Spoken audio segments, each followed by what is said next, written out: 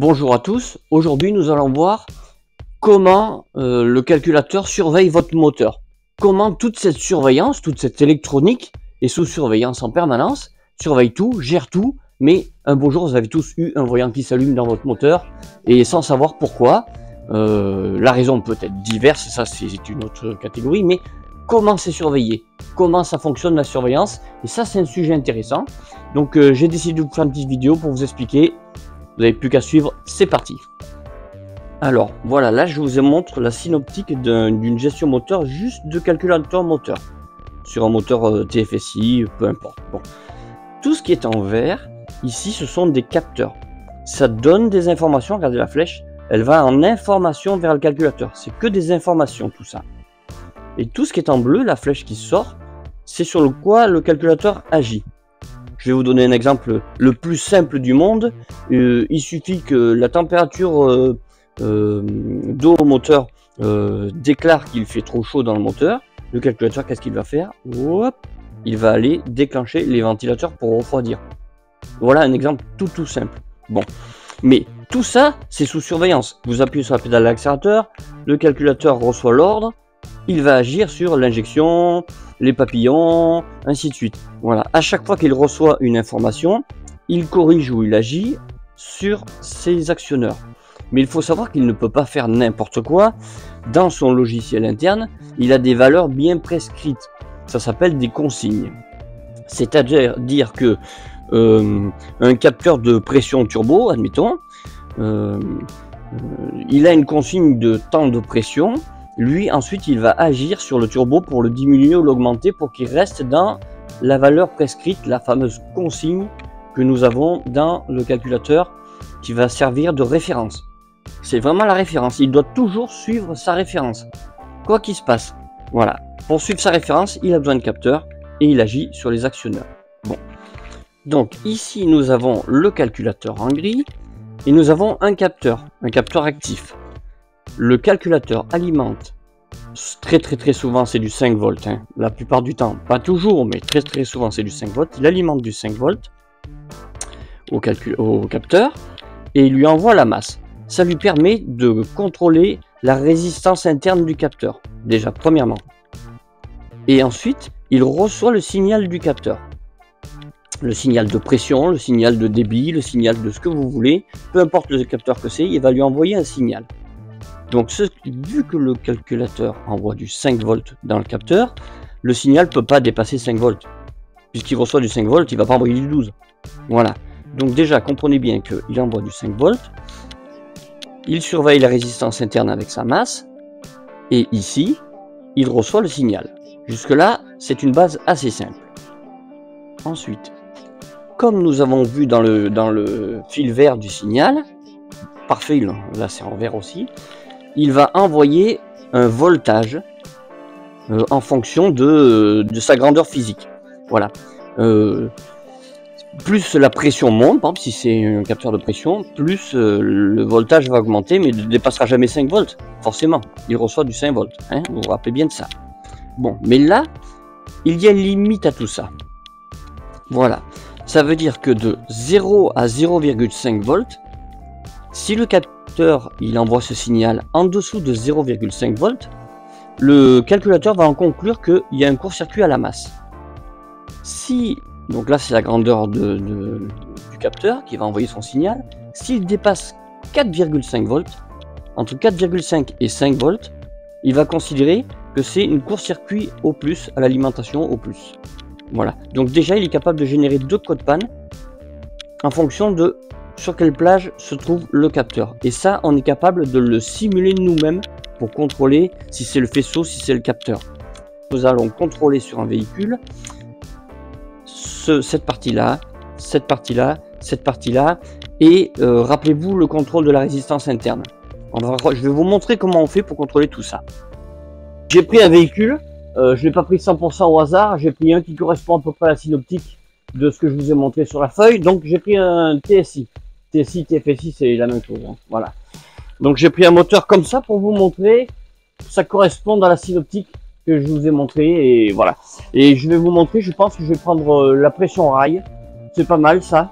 et je vais vous montrer quelles sont les consignes, quelles sont les valeurs, je vais vous montrer comment ça fonctionne et surtout comment on peut diagnostiquer le capteur, je vais vous montrer ça. Hein.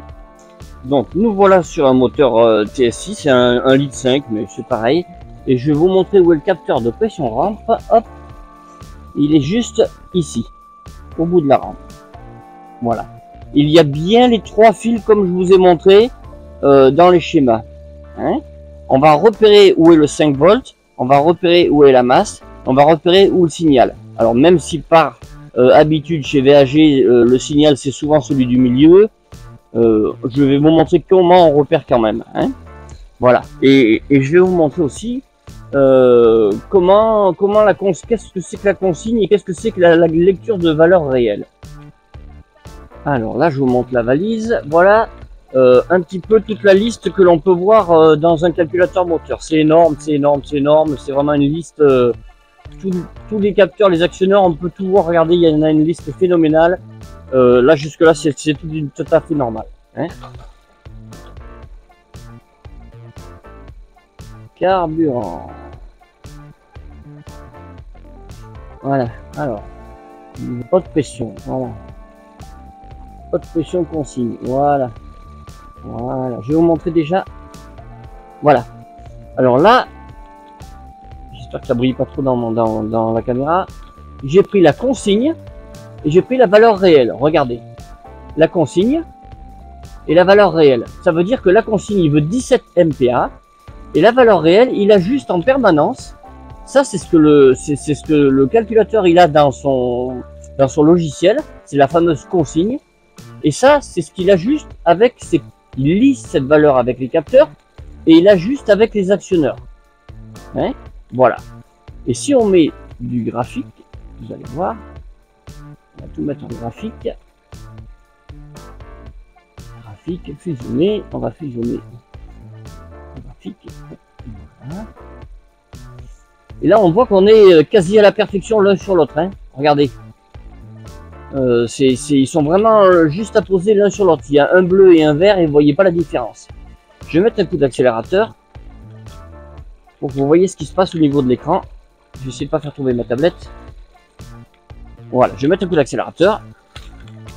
Vous allez voir la pression qui va monter.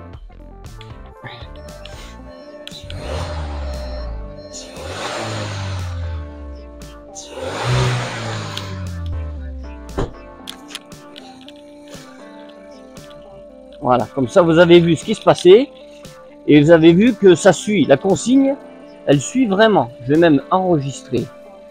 Alors là, j'ai fait un arrêt sur image volontaire de ce que le capteur de pression rail ici, il a lu, hein, par rapport à la consigne que le calculateur demande et par rapport à ce que la pompe haute pression a fourni. Regardez. J'ai fait un arrêt exprès, je vais essayer de bien grossir le plus possible. Attendez, hop. Haute pression, consigne. Vous voyez, elle est en vert. Ça, c'est la consigne en vert. Regarde vert. Vous voyez, la pression, hop, j'ai mis un coup d'accélérateur, la demandé monte la pression. Et la pression réelle, c'est que le temps que la pompe haute pression augmente la pression et que la pression arrive au capteur, il y a eu un petit temps, mais tellement court que c'est pas déclaré comme défaut. Hop, elle est montée. Et elle a bien suivi la consigne. Jusqu'à ce moment où j'ai lâché l'accélérateur, la consigne, regardez, c'est toujours la consigne qui démarre en premier. Elle a baissé en vert, la consigne est baissée, et la pompe a lâché la pression, hop, pour revenir suivre la consigne. Ça veut dire que le calculateur va se servir de ce capteur pour voir s'il suit bien les consignes et pour voir s'il pilote bien la pompe haute pression. Voilà, voilà comment ça fonctionne.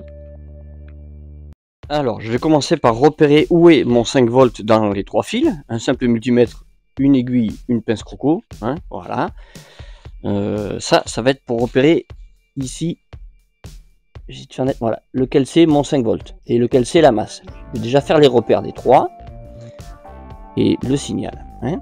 Et une fois qu'on aura fait ça, alors pour vous montrer, je vais utiliser cette technique où on enquille des aiguilles derrière le capteur, la prise, le connecteur.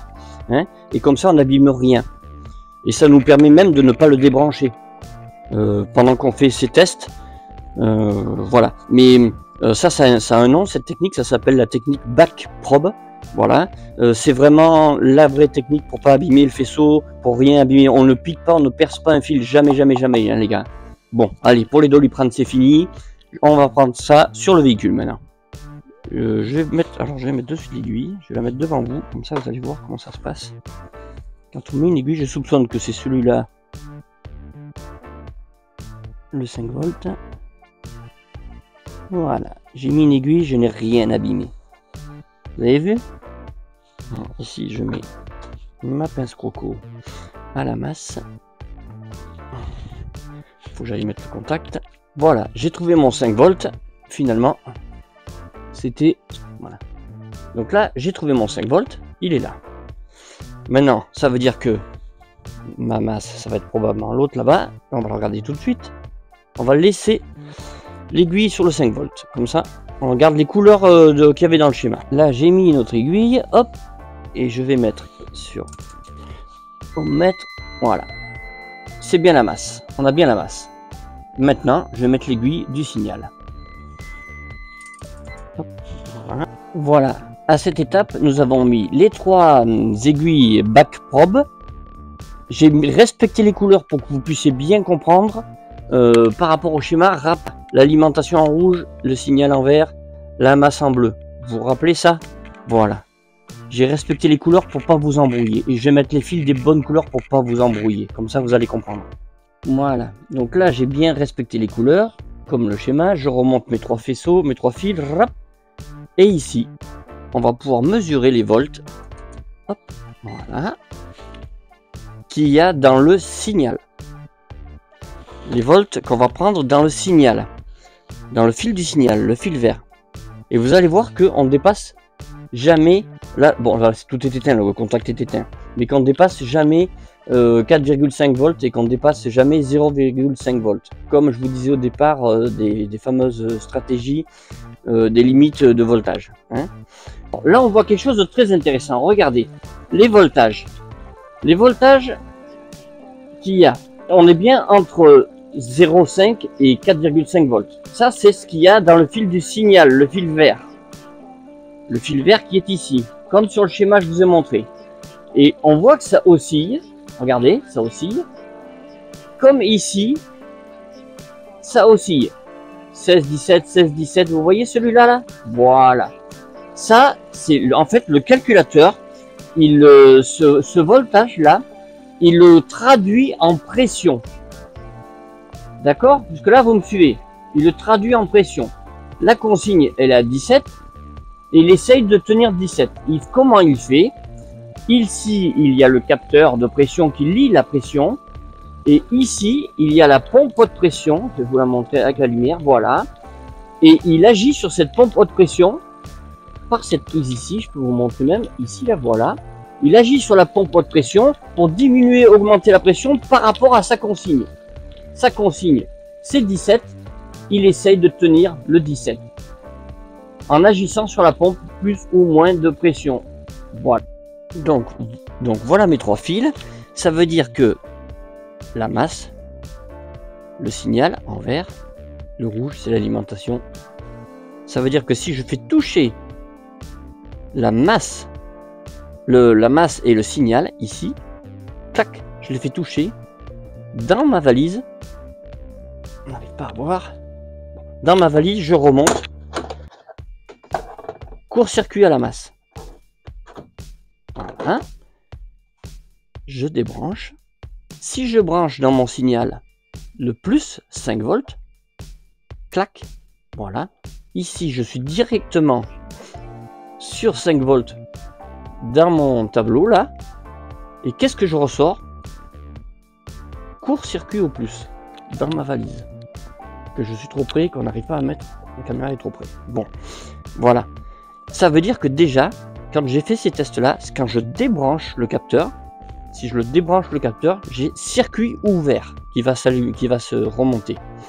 Je débranche le capteur, circuit ouvert, je shunte, court-circuit à la masse, je shunte, court-circuit au plus.